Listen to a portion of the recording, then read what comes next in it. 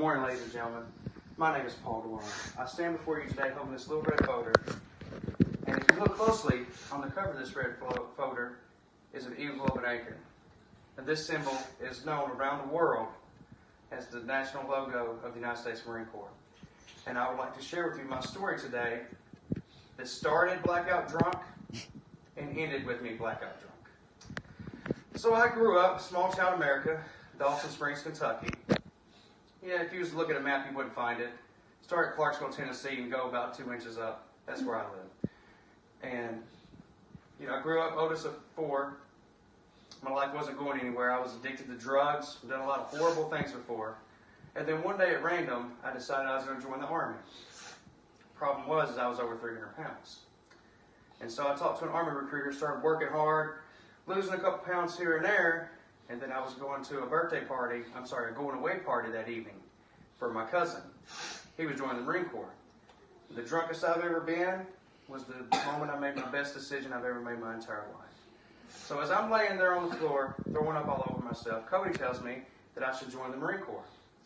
As I was hesitant at first, next thing you know, I was at Parris Island. I was still probably drunk, to be honest with you.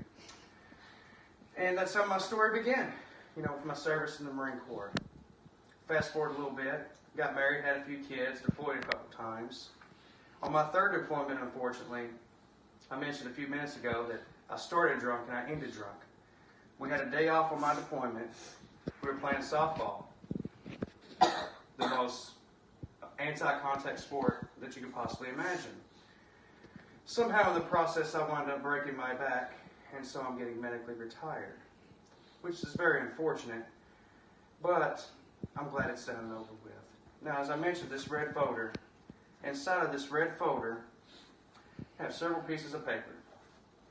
One of which is signed by the Commander-in-Chief, Donald Trump.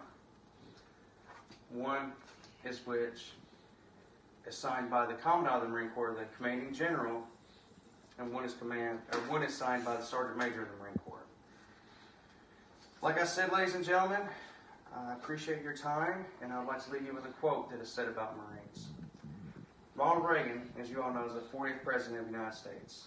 He once said that a lot of people spend their entire lifetime wondering if they've ever made a difference. Marines don't have that problem. I've traveled the world, done a lot of amazing things, been on CNN a time or two. Thank you so much for your time. Man, it may have been claimed out.